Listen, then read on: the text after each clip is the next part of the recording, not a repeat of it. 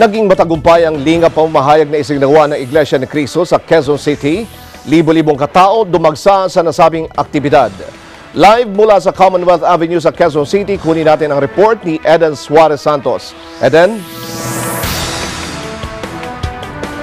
Yes, Sam, tama ka dyan. Naging matagumpay ang isinagawang pamamahayag ng Iglesia ni Cristo sa lokal ng Capitol sa Barangay Commonwealth sa Quezon City.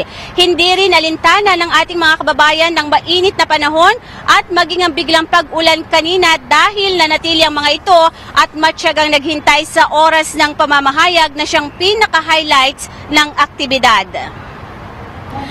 Dinagsa ng libo-libong mga kababayan natin ang lingap pamamahayag ng Iglesia ni Cristo sa pakikipagtulungan ng Felix Y. Manalo Foundation na isinagawa sa Barangay Commonwealth, Quezon City.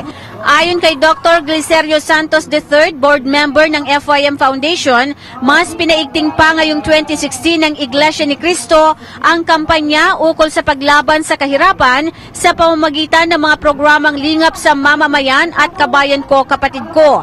Layo nito na mas marami pang matulungan nating mga kababayan sa harap ng patuloy na pagtaas ng porsyento ng mga naghihirap na Pilipino. Una rito, nagsagawa ng katulad na aktibidad ang INC noong Miyerkules sa Lucena City at noong Biyernes naman sa Tarlac City na sinundan nitong linggo sa Calamba, Laguna. Malawak po kasi yung definisyon ng kahirapan.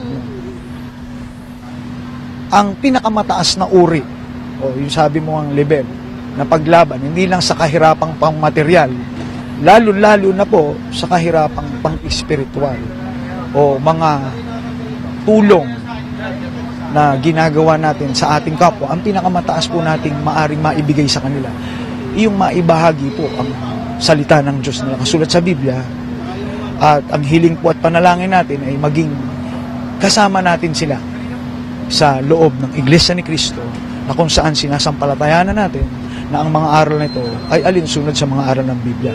Maliban po doon, ang Iglesia ni Cristo po sa panahon pa po ng kapatid na Felix Manalo, tumutulong na po sa mga sibiko at mga pangkomunidad na mga gawain na hindi lamang para sa mga kapatid, kundi para na rin sa ating mga kababayan. Tulad ng ating mga housing projects na ilinunsad noong dekada 60s pa na hanggang ngayon ay patuloy. At sa susunod na linggo, meron na naman po tayong i-inaugurate. Maliban pa po noong dekada 80, nung sunod-sunod po ang mga sakuna, pinasya ng tagapamahalang pangkalahatan noon na iorganisa lahat ng relief efforts, kaya nagkaroon ng lingap sa mamamayan. At ngayon naman po, sa pamamahala ng ating mahal na kapatid na Eduardo B. Manalo, mas pinalawak pa po ito. Sa araw na ito, parang tundo, meron din po tayong ipamimigay ng mga damit at sapatos.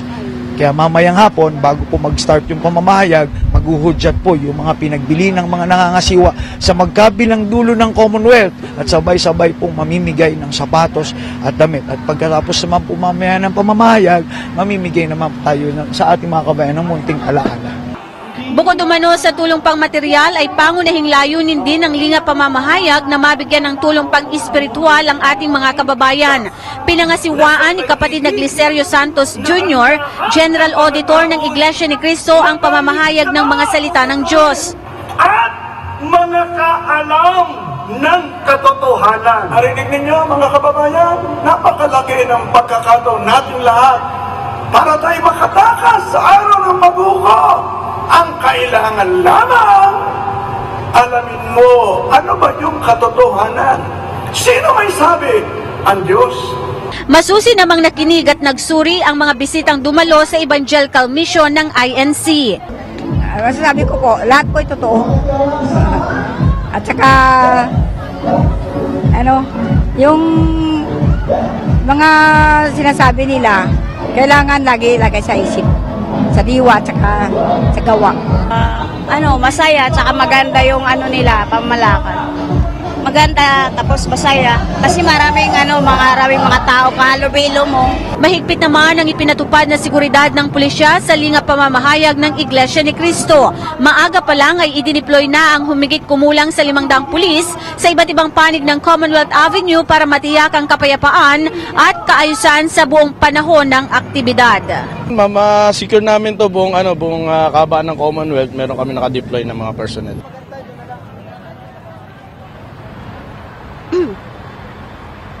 Sa pamamahayag na pinangasiwaan ni kapatid na Glicerio Santos Jr., ipinahayag nito na batay sa statistics ng World Human Population at International Labor Organization, nasa 7.2 billion na ang populasyon sa buong mundo at halos 1 bilyon sa mga ito ang naghihirap habang 795 million ang nagugutom. Libo-libong mga bata naman ang namamatay sa gutom at sakit. Sa Pilipinas naman, ay naitala sa 102.2 milyong populasyon ay nasa 12.1 milyon naman ang naghihirap na mga Pilipino, habang nasa 12 milyon ang nagugutom at 10.8 milyon naman ang walang trabaho o jobless. Ganyan na niya kalala ang kalagayan ng ating bansa. Ipinaabot naman ito sa ating mga kababayan ang pagtulong at patuloy na pag-alalay ng Iglesia ni Cristo, kaya naman wala anyang tigil ang INC sa pagtulong at paglingap na isinasagawa hindi lang sa buong bansa kundi maging sa iba't ibang panig ng mundo. Sa tanong naman ng ilan nating kababayan kung bakit may pamamahayag, ay sinabi nito na hindi lang sa material na bagay dapat tulungan ng ating mga kababayan kundi maging sa pang-espiritual na pangangailangan ng mga tao. Pagkatapos naman ng Evangelical Mission ay agad na mahagi ng mga goodie bags sa mga dumalo sa lingap pamamahayag. Tiniyak ng organizer ng FYM Foundation at kabayan ko, kapatid ko, na 100,000 goodie bags ang inihanda para sa mga kababayan natin. May nakahanda ring buffer stocks